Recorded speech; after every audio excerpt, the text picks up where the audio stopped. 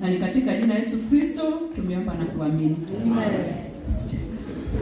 Asante sana. Tunaweza keti. Bwana tubariki sana.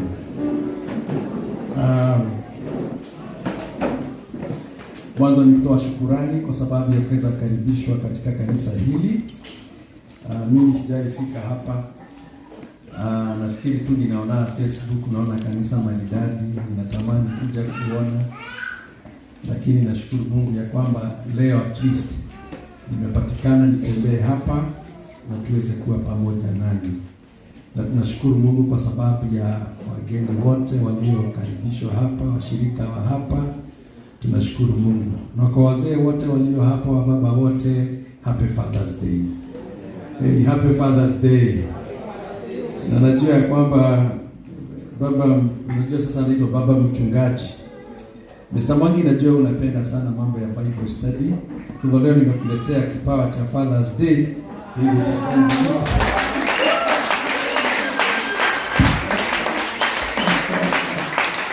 that a powerful tool. Ukitumia kwa Bible study itakuwa ni mzuri. Bwana atukuzwe. Mimi natokea sehemu za kuishi na Thika na pia kuhubiri sehemu za Juja. Na nashukuru Mungu kwa sababu ya kuweza kuwa hapa siku hii ya leo, tuweze kusherehekea kwa pamoja na kufurahia miaka hii mitatu ambayo Bwana ameweza kuwapea. Tunashukuru Mungu kwa sababu ya kuona kazi hii vile ilivyo na kuona mahali ambapo Bwana amefikisha kanisa hili. Tunashukuru Mungu kwa sababu ya Pastor Bella kukubali mwito wa kutumika na kutumikia katika huduma hii ya Mungu. Kuna mtu mmoja alisema ya kwamba ukisikia Bwana na kuita toroka, kwa sababu haitakuwa rahisi, haitakuwa nyepesi. Lakini wale wote waliokubali mwito huu wanajua ya kwamba huduma hii wanaifanya sio kwa uweza wao, ila kwa uweza wa Mungu. Na tunaamini ya kwamba Bwana kwa neema yake azidi kubariki kanisa hili, azidi kuwapa neema yake mnaposonga mbele, na mzidi kuona uaminifu wa Mungu katika maisha yenu, na washirika wote waseme amen. Amen. Siku ya leo nimekuja peke yangu, lakini nimeletwa na Ngure. Tafadhali simama. Ngure ndiye amenia company leo. Nashukuru Mungu, na pia ni asante kwa sababu ya Bishop Mbatia na kuona na mke wako Mrs. Wawero. Hao ni wapendwa ambao tunashiriki nao kanisani. Naona Edith, asanteni sana. Sioni mwingine. Ukiona sikuoni ujue nimeona wengine. Nimeona Mrs. Chris. Huwa ni ashirika ya Mungu kanidhana. Asanteni sana kwa sababu ya ujio wenu hapa kushirikiana pamoja na wapendwa hawa, na hii ni baraka kubwa. Mke wangu alinituma na salamu na mnaweza zipokea kwa jina la Yesu. Na mimi nimebarikiwa na watoto 3 vijana, na tunashukuru Mungu kwa sababu ya baraka hizo, na pia tunafurahia Bwana kwa sababu ya wema wake. Bwana asifiwe. Nilijiuliza swali, na pia katika kuomba kwangu nikajiuliza, je, utaenda kuambia watu namna gani wanaofanya anniversary ya mwaka wa 3? Ni nini ambacho unaweza waambia? Nikimatone leo nikiogemea. And God is so faithful, kwa sababu katikati ya hiyo Bwana amenipatia neno ambalo ningetaka tuweze kushiriki pamoja nani. Ninataka niwaambie ya kwamba mchana wa leo ya kwamba Bwana ni Ebeneza, alafu niwaambie ya kwamba the best is yet to come. The best is yet to come. Mahali hapa nitanena maneno machache na mengine yatakuwa ni prophetic. Kwa hivyo wewe kama unakimbia na maneno ambayo utapokea, upokee, na Bwana atakubariki katika jina la Yesu. Ninasema ya kwamba ninakuja kuongea kuhusu Ebeneza, ya kwamba Bwana ni Ebeneza kwetu. Lakini pia zaidi ya hiyo ningetaka niseme ya kwamba the best is yet to come. Bado haijatimia ile ambayo Bwana amekusudia itendeke, na najua ya kwamba itatendeka. Katika kitabu cha Samueli wa kwanza mlango wa 7 na mstari wa 12, na ninasoma tu hii ikiwa tu ni guiding scripture. Biblia inasema ya kwamba then Samuel took a stone and set it between Mizpah and Shen, and called it Ebenezer, saying, Thus far the Lord has helped us. Thus far the Lord has helped us. Siku ya leo tuko hapa kwa sababu kuna kitu Bwana amefanya. Na kama wewe hauoni na haujui, basi nakutambulisha ya kwamba tuko hapa ndiposa tushangilie Bwana, kwa sababu Bwana kuna kitu amefanya.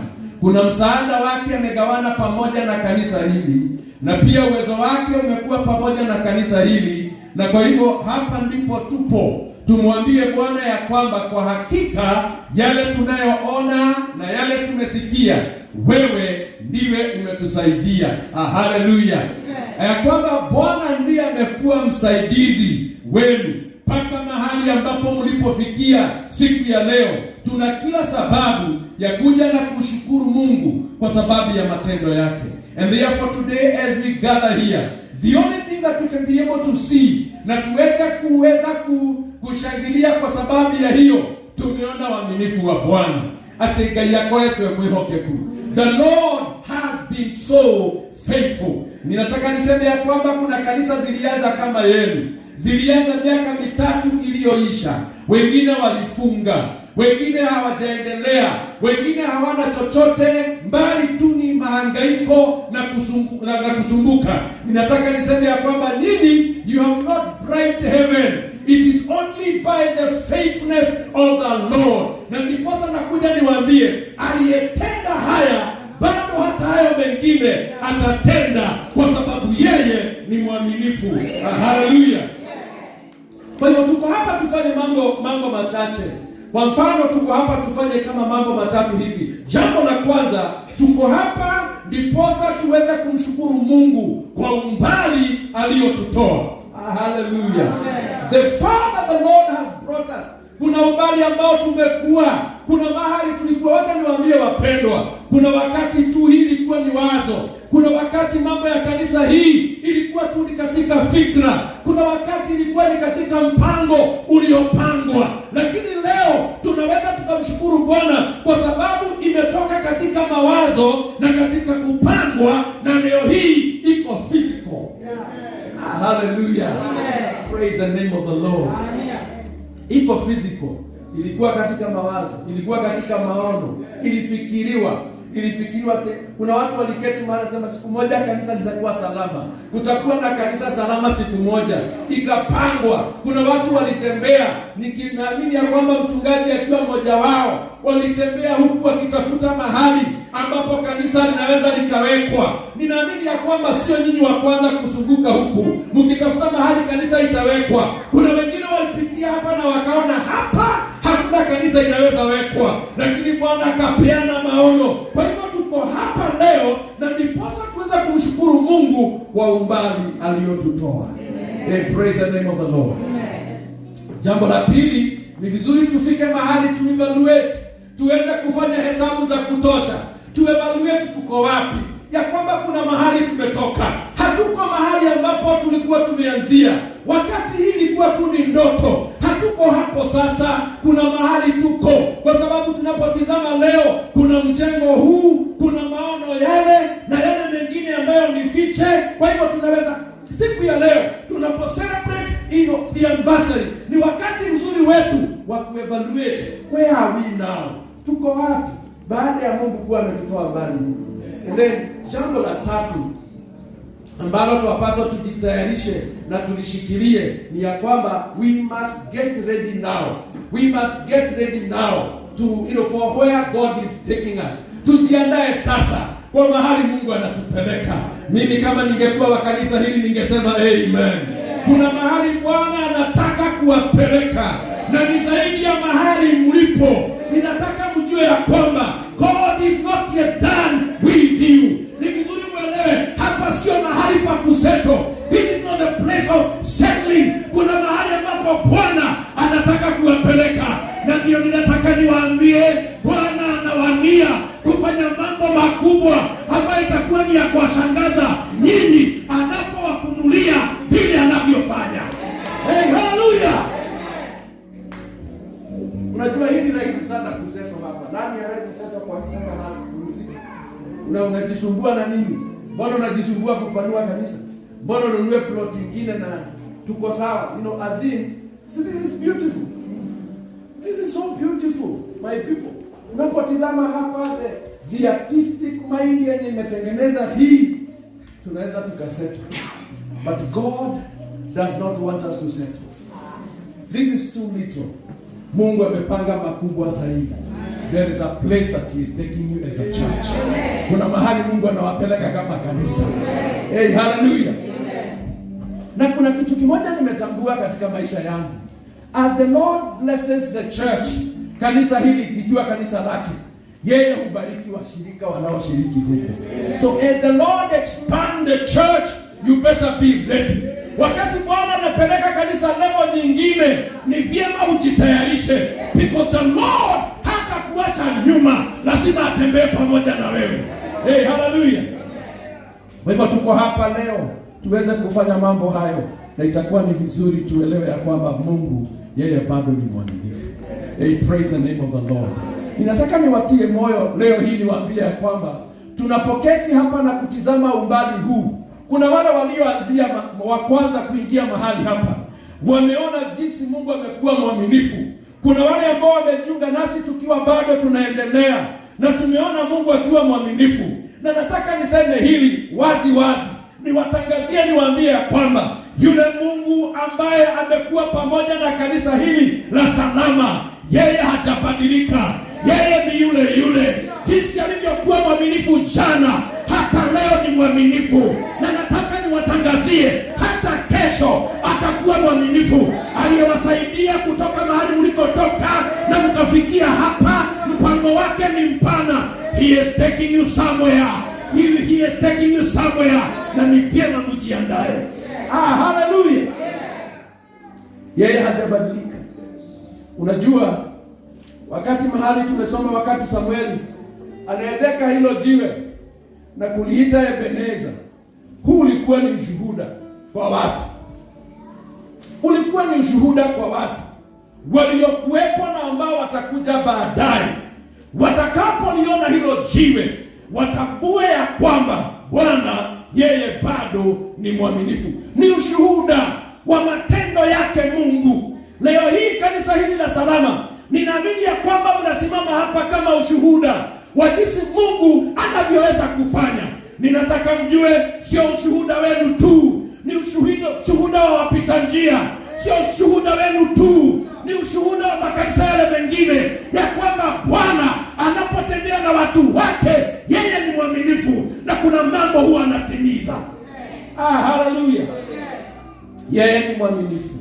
Ninataka uelewe ya kwamba leo hii tumekuja hapa katika kanisa hili, tunapokuja kusherekea that anniversary, ni vizuri tuelewe ya kwamba leo hii kile tunachofanya, tunaanzia kuwa na ile tunaita Ebenezer moment. Ni wakati wetu wa Ebeneza.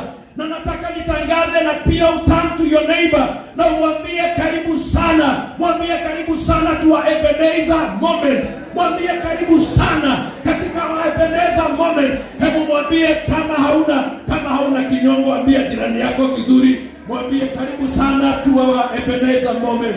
This is our Ebenezer moment. Na ni vizuri tukaribishane moja na mwingine. Bwana amekuwa mwaminifu. The Lord has brought us this far.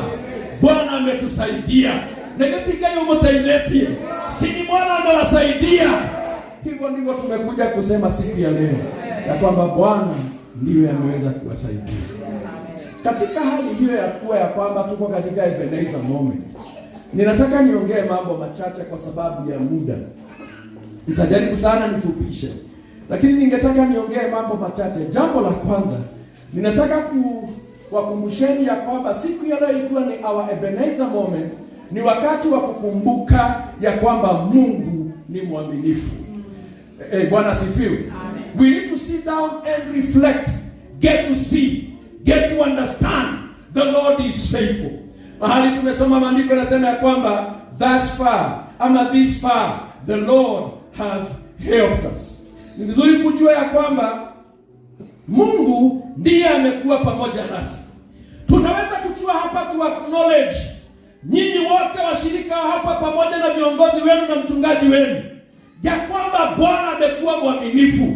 Ninataka tuamini kwa pamoja, isipokuwa ni Bwana amekuwa pamoja nani, haingekuwa namna hii. Lakini kwa sababu Bwana amekuwa pamoja nani, iko namna hii. Hallelujah.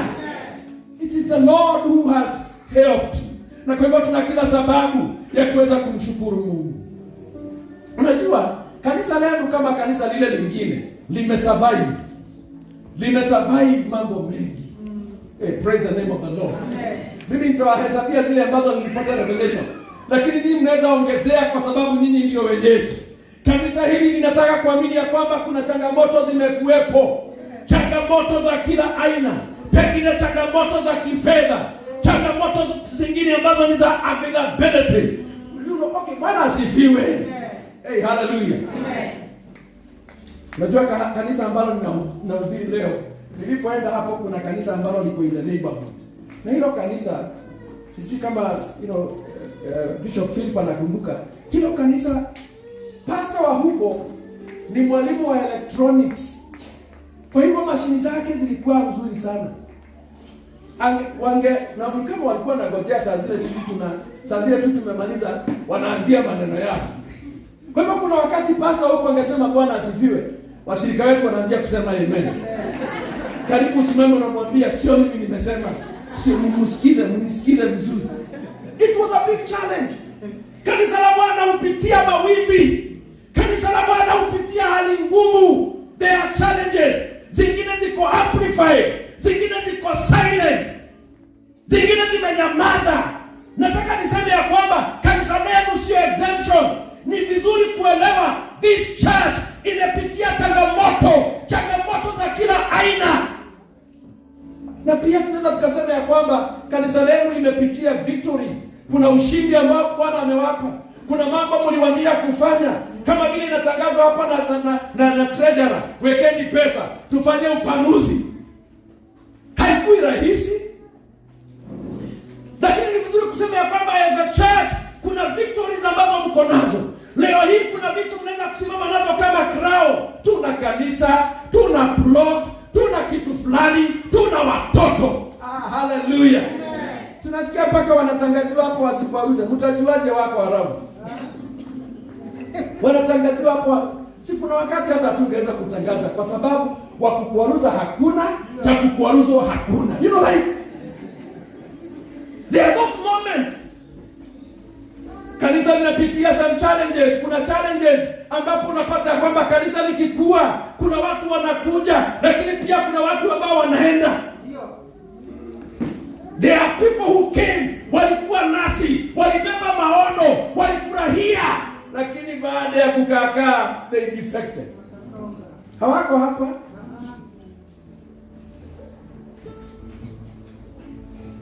Kanisa linaweza kuwa lime experience some losses za mambo mengi.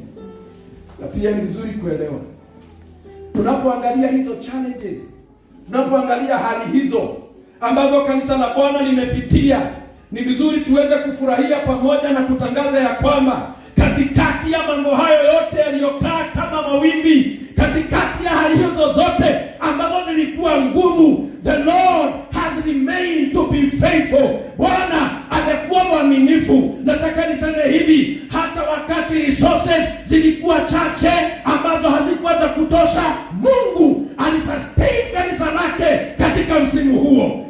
Hallelujah. Amen. God sustained the church during that season. Ni vizuri kuelewa, he has been so faithful. Leo hii tunapomshukuru Bwana, I think we need to sit around and count our blessing. Tuhesabu baraka zetu tulizopokea baada ya kuwa hapa na kuvumilia kuwa hapa. Leo hii tunaposherehekea miaka mitatu, we have a reason to tell God thank you. Tuna sababu. Hey, hallelujah. Amen. Hey, praise the name of the Lord. Amen. Tuna sababu. Leo hii ni vizuri unapoketi, unapomshukuru Bwana na kuona uaminifu wake. Ni vizuri kuhesabu baraka za Bwana juu ya kanisa lenu.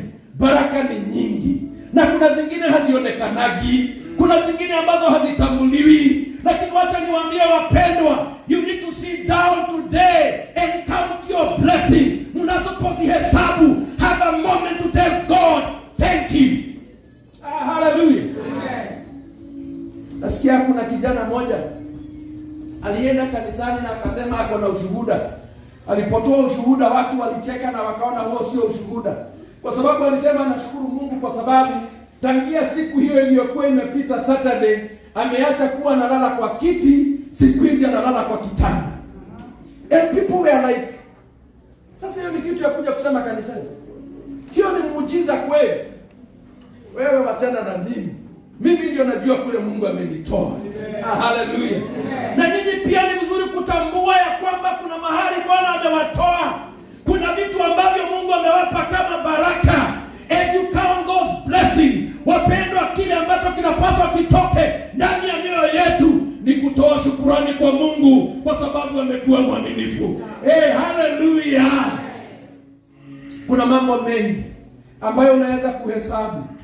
Mimi niko na revelation tu kidogo, mengine unaweza ongezea. Kwa mfano, hapa kanisani kwenu mmebarikiwa na mchungaji wenu pamoja na familia yake ambayo ni supporti. Sijui kama hiyo umenielewa. Ninataka uelewe ya kwamba hapa kanisani mwenu, anzia kuhesabu baraka moja na nyingine. Baraka ya kwanza mliopewa na Bwana. Bwana amewapa mchungaji ambaye ni committed kwa kazi ya Mungu na supporting family katika kazi hii ya Bwana. Hallelujah. Shangilieni mchungaji wenu. Yaani lazima nihubiri na nguvu hivi, na lazima niwaambie mshangilie mchungaji wenu. Kama ukiri ile roho kwa watu. Taona imuja wa nyuwe.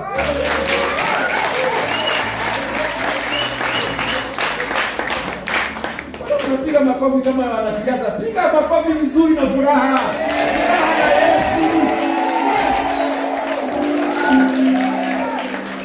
There are people who ignore their pastors. Hawana haja na wachungaji wao.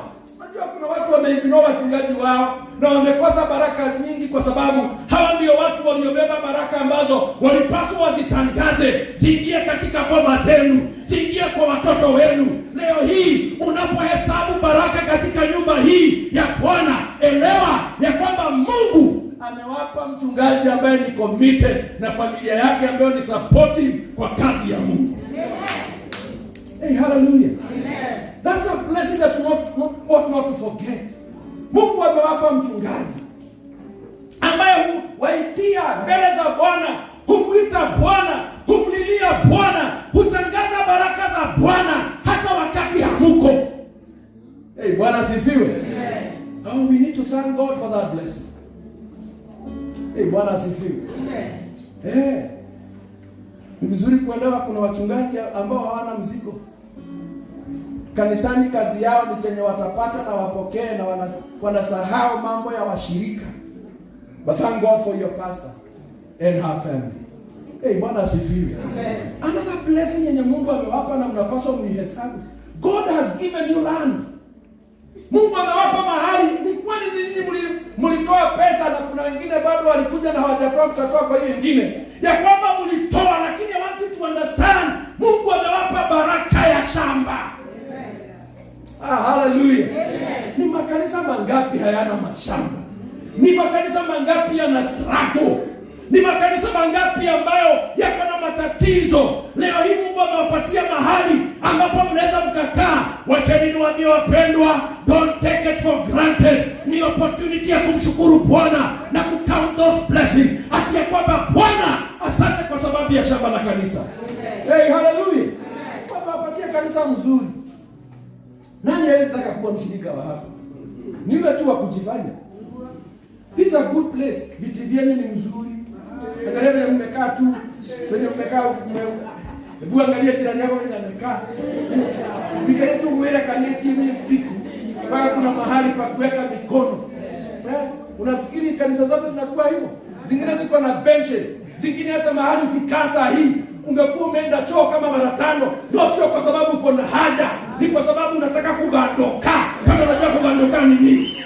Leo hii Mungu amekupa neema. Hapa kanisani Bwana amewapa mahali pazuri, kanisa nzuri. Hallelujah. Tembea huku uone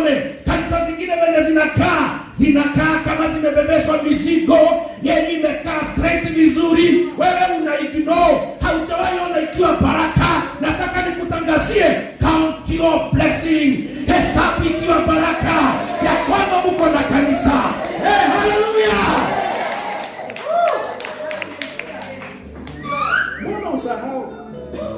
Mbona usahau? Baraka nyingine ni ya kwamba Mungu amenipa kanisa hili wonderful committed members. Na hivyo ya ndio mbona yeye ni muhimu. Wewe ndio mnatangulia. Ni sawa. Hey, hallelujah. Amen. God has given this church wonderful committed members. Oh, hallelujah. Amen. Wanaweza kutoa kwa kushokiaga. Anakuja kutoa shukrani kanisani kwa sababu Bwana amemrejeshea bwana yake baada ya kuwa nje muda mrefu. Watu wanatoa sadaka kwa furaha. Si kuona mtu amenuna. Wakitoa tithe zao wamefurahia. Mwendagati ya doa gani? Mungu amebariki kanisa hii na baraka ya washirika ambao ni committed, washirika walio wazuri. Ninataka wapendwa ihesabu kama baraka. Hey, hallelujah. Count your blessing. Amen. Count your blessing.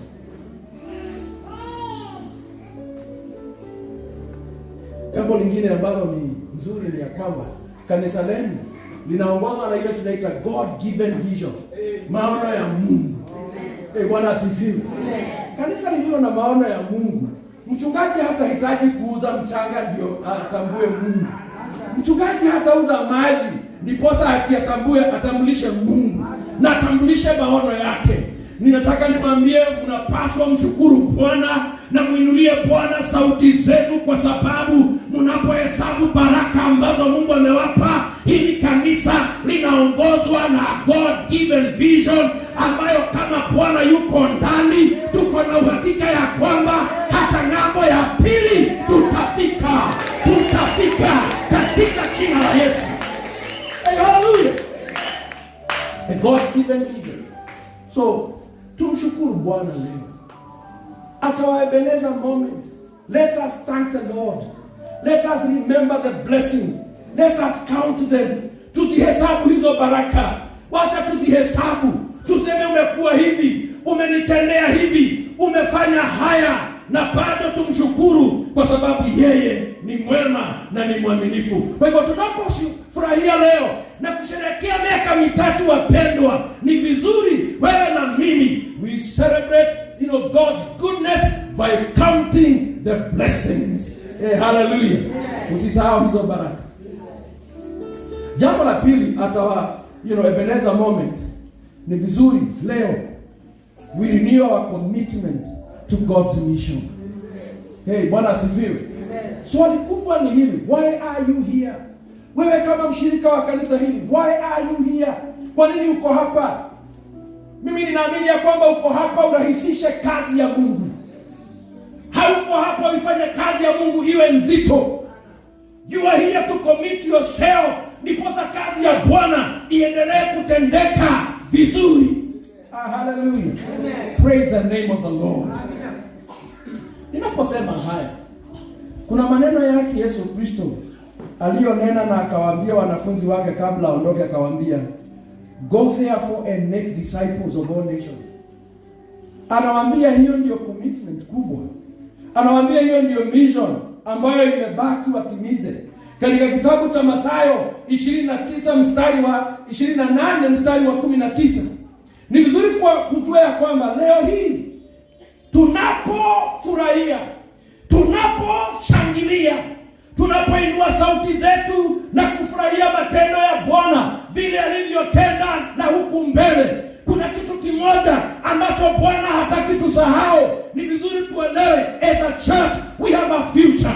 Hapa sio mwisho wetu. Kuna kazi ambayo tumeandaliwa na Bwana tuifanye, na ni vyema tuelewe bado tunasonga mbele. Kinachohitajika mpendwa kwako na kwangu, ni vyema wewe na mimi tuweze kurenew our commitment katika kazi ya Bwana. Hey, praise the name of the Lord. Amen. This is our Ebenezer moment. It is a moment for us to renew our commitment to God's mission. To God's mission. Ni vizuri kuelewa ya kwamba Yesu Kristo alipokuwa ananena na wanafunzi wake hivi, alikuwa anawaaga. Ni siku zake za mwisho kabla apae na kwenda juu mbinguni. Alitaka waelewe vizuri. Na mimi leo nataka niwaambie the greatest gift or the greatest anniversary gift yenye tunaweza kutoa kwa Mungu leo sio keki kubwa, muelewe namna hiyo. Hata sio makutano makubwa, elewa namna hiyo. Kile ambacho tunaweza kumpea Bwana katika maisha yetu baada ya miaka hii mitatu, wapendwa, it is greater commitment to the mission of our Lord. Haya, Bwana asifiwe. Hiyo ni ndio tukikula keki. Ndio hiyo unaona makile na mambo baada ya keki ni. Keki ni ile onani ni diga tuone kule na kwa kuti. But having danced the way we've danced, celebrating the way we've celebrated, na vile tutafanya hapo baadaye, wapendwa, baada ya dust kusettle out of the celebration, wacha commitment zetu zinuke zaidi. Amen. Bwana asifiwe. Amen. Wacha commitment zetu zinuke zaidi. Kujipeana kwetu, kujitolea kwetu. Ni vizuri tukubaliane. Tokea leo kusonga mbele, baada ya kusherehekea miaka hii mitatu, ni vizuri tukubaliane ya kwamba baada ya leo kila mshirika wa kanisa hili atakuwa mwinjilisti, atoke nje, atangazie watu. Haleluya. Lazima tukubaliane. Lazima tukubaliane ya kwamba every believer, every member of this church will become a soul winner. Lazima tukubaliane ya kwamba every family must become a light in the community. Mahali unakoishi na jamii yako, wacha uwe nuru kwa jirani. Wacha waelewe ya kwamba Mungu kuna kazi anafanya katika kanisa lake eneo hili. Wewe baada ya kuhubiriwa, baada ya kujengwa, unaporudi nyumbani, kuwa nuru to the community. Hey, praise the name of the Lord. Amen. Na wahusika wote ambao wanafanya huduma, sasa fanyeni kwa upya, kwa bidii. Waimbaji, wacheza vyombo, mashemanzi, viongozi wa idara. Lazima mjitolee zaidi. Hey, praise the name of the Lord. Ni vizuri kuelewa namna hiyo. Na ni vyema hata wakati tunahubiri maneno haya, we pause a little bit na tulizane. Pengine uko hapa, wewe unakuja kanisani na tunashukuru Mungu kwa sababu ya ujio wako kanisani, lakini bado haujakubali Yesu Kristo kama Mwokozi ndani ya maisha yako. The challenge would be today, siku ya leo tunaposherehekea siku hii ya kusherehekea miaka mitatu, ni vizuri hata nawe uweze kutoa maisha yako kwake Yesu Kristo, ujipeane kwake. Unapojipeana kwake, atazidi kukuonekania kwa sababu yeye ni mwaminifu. Hey, praise the name of the Lord. Hey, hallelujah. Ninajua kwamba kanisa itapanuliwa. Sema amen. Tutapanua pande hii na pande nyingine inahitajika ipanuliwe katika jina la Yesu Kristo. Lakini nataka nikupe changamoto leo. Leo hii tunasherehekea miaka mitatu, lakini ningeomba ya kwamba wewe jiwekee mpango ya kwamba mwaka ujao tukasherehekea miaka 4. At least wewe kama mshirika wa kanisa hili utakuwa umemkuta mtu mwingine aje kanisani. Hey, praise the name of the Lord. Imagine ukianzia vizali kuhubiria mtu ambaye hajaokoka katika community. Leo mwali aketi na mwali bila shida tu wiki nugaboku. Ni mwaki toramwaki. Tishiato hiyo shi. Tishiato. Mwakoyo giwote mudina adibidi. Convince your neighbor. Talk to your friend. Talk to your colleague about the Lord Jesus Christ. Bring them to church. Hallelujah. Amen.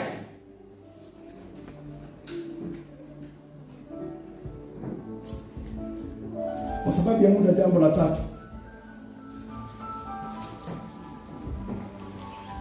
during this Ebenezer moment, we need to reach out to greater things ahead. Yatupasa tukimbizane na mambo makubwa yaliyo mbele yetu. Ni kweli kuna mahali tumetoka, na tunashukuru Mungu ya kwamba tumetoka huko kote. Ni kweli kuna mahali tumefika leo, tuko hapa. But wapendwa, ni vizuri tuelewe ya kwamba kuna mahali Mungu anataka kutupeleka. Na sasa tupasa tufungue macho for greater things ahead. Kuna mambo makubwa Mungu aliyopanga na aliyowania huku mbele. Ni vizuri kujua ya kwamba wapendwa, katikati ya yale Mungu amekusudia ni mambo makubwa. Mungu hajatupangia mambo madogo, ametupangia mambo makubwa. And therefore I want to challenge you. Reach out to greater things. Reach out to greater things. Hey, praise the name of the Lord. Mungu yeye mwenyewe hakutaka hata tangia zamani. Hakutaka hata wana wa Israeli walipokuwa wanasafiri, wakati wote walipotengeneza hema, mahali ambapo walipumzika, hakutaka wakae hapo milele. There are times and moments Mungu alitaka waondoke na kuendelea mbele for greater things, mpaka wakati ambapo walifika katika nchi ya ahadi. Nami niko hapa leo hii niwaambie namna hii, na mshike maneno haya ya kwamba Bwana anakusudia mambo makubwa ambayo Bwana anataka tufikie kwa utukufu wa jina la Bwana. Praise the name of the Lord.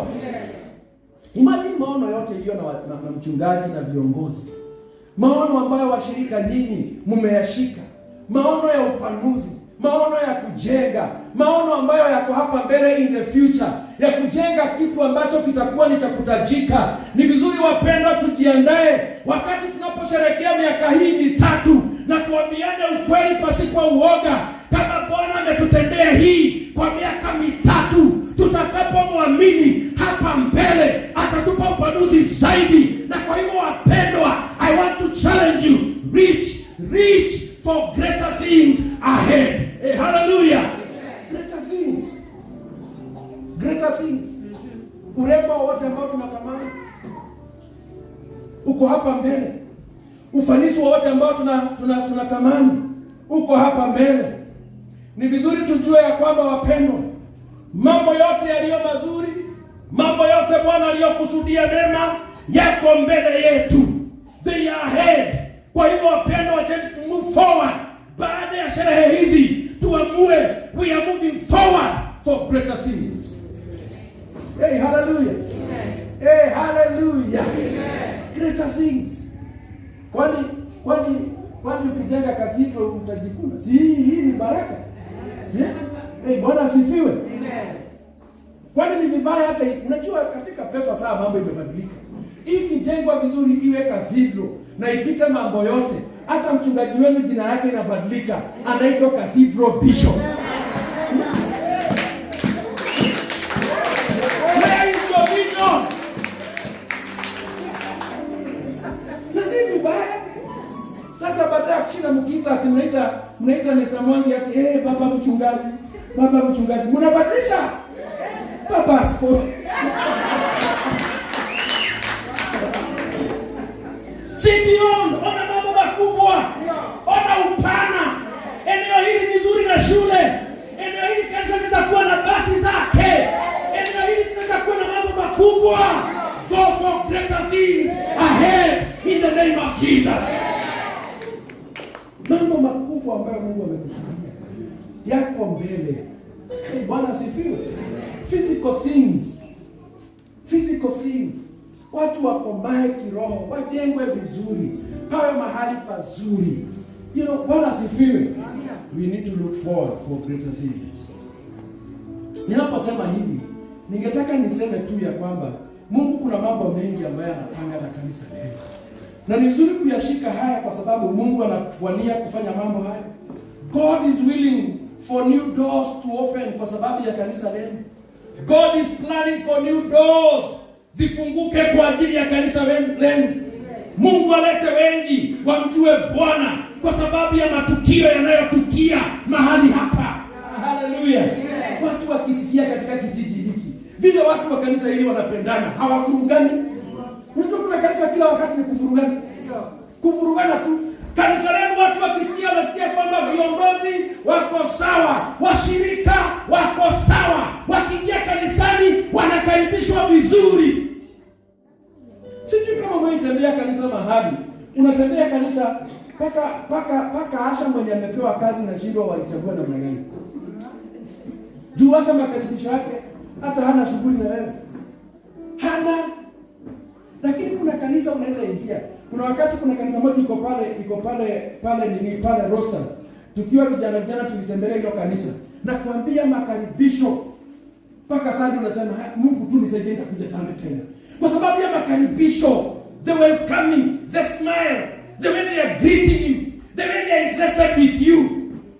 Na niona ni kama walikuwa wamewekwa ni kama CID, wanakaa wakikuangalia hata ibada ikiendelea, usijaribu kutoka mbele. Ukijaribu kutoka mbele unafuatwa. Unauliza sababu ya kwenda ni nini? Unaambiana pengine uko na shughuli za kazi. Makaribisho ya Jumapili ijayo. Lakini kuna kanisa unaweza enda paka unashindwa. Hata ukiuliza mtu choo peke yake. Choo iko wapi? Kwambie enda hivyo. Choo.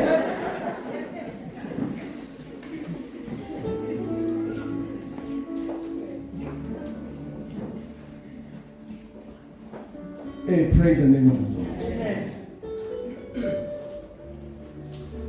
Sitaki kuongea zaidi, nataka kumalizia. Na ninapomalizia niseme maneno haya. Lazima tukiwa kanisa la Bwana hapa Salama, lazima tujue kwamba greater things are ahead of us. Na ni vizuri wapendwa, Mungu atusaidie. We must refuse to settle. We must refuse to settle. Settling inaweza kuwa mzuri sana saa hii mahali iko sawa. Tunaweza settle hivi na tukae hivi mpaka Bwana arudi. But I'm challenging you today kwa sababu Bwana anapanga mambo makubwa na mapana mbele in the future kwa ajili ya kanisa hili. Refuse to settle. Mkiomba ombeni maombi kubwa. Hallelujah. Ombeni maombi kubwa. Kama ni kuamini muamini kwa mambo makubwa. Hallelujah. Kama ni kutumika, tumikeni katika ibada za kanisa na mipango yote ya kanisa kwa njia kubwa. Greater passion. Tieni mzigo zaidi wa kazi hii. Hallelujah. Amen.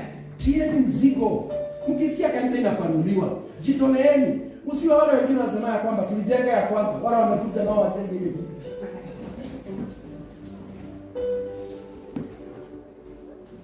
Lazima tuwe na greater passion as we serve katika nyumba ya Bwana. Praise the name of the Lord.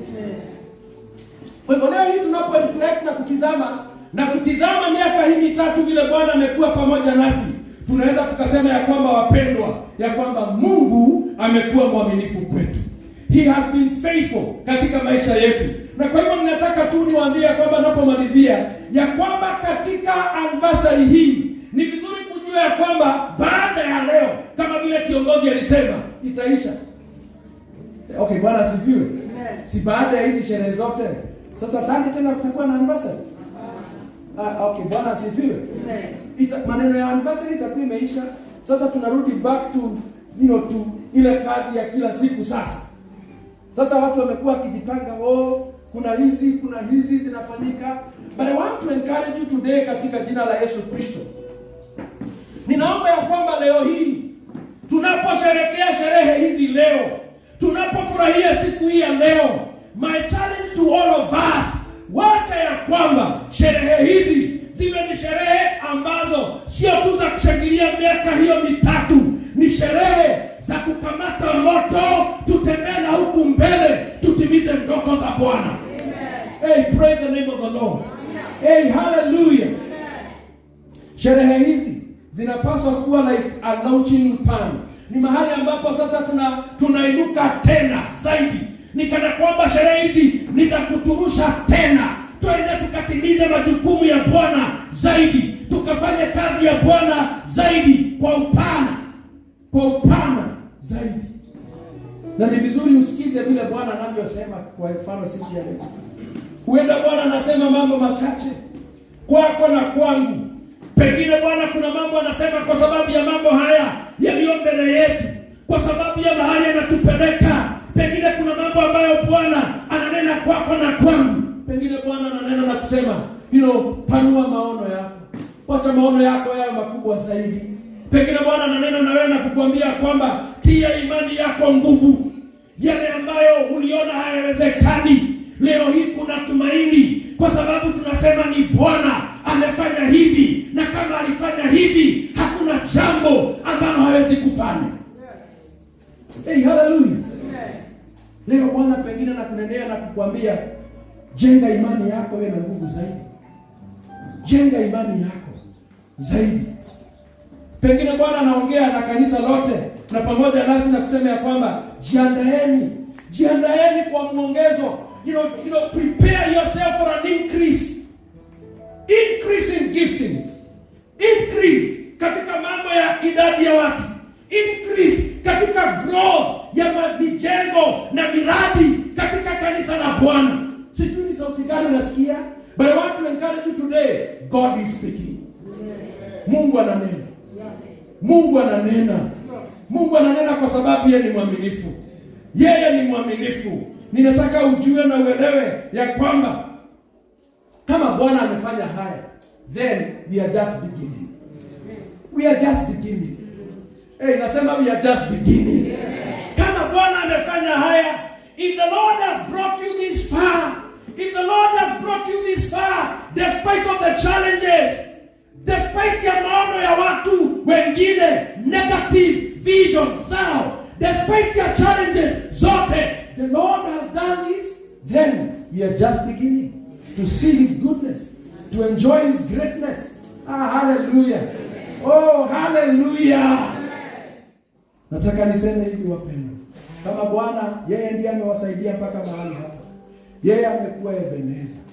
Nataka niwaambie habadiliki, bado yeye ni Ebeneza. Atatembea pamoja nanyi. Maono ulionayo mchungaji na kundi lako, yeye huenda ionekane ni ngumu. Watu wakiyasikia ukinena nao kuhusiana na hayo maono, inakuwa ni nzito kwa masikio yao. But we are here to declare, kama Bwana amefanya hivi, hata hiyo atafanya. Kama Bwana amewafikisha hapa, hata huko atawafikisha. Kama Bwana amekuwa nanyi mahali ambapo amewatoa, ninataka niseme hata huku mbele yeye ndiye ataenda pamoja nanyi. He will go with you. Oh, hallelujah. Amen. Situmwambie tu Bwana asante. Tusimame na Mungu wetu, tumwambie tu Bwana ni asante. Kwa dakika moja tumwambie tu ni asante kwa kule ulitutoa. Tumwambie ni asante kwa mahali ambapo umetufikisha. Na tumwambie ni asante kwa mahali ambapo unatupeleka. Yeye amekuwa mwaminifu. Amekuwa mwaminifu kwa kanisa lake. Amekuwa mwaminifu kwa watu wake. Amekuwa mwaminifu kwa watu wake. Wewe jiachilie mbele za Bwana. Jiachilie mbele za Bwana.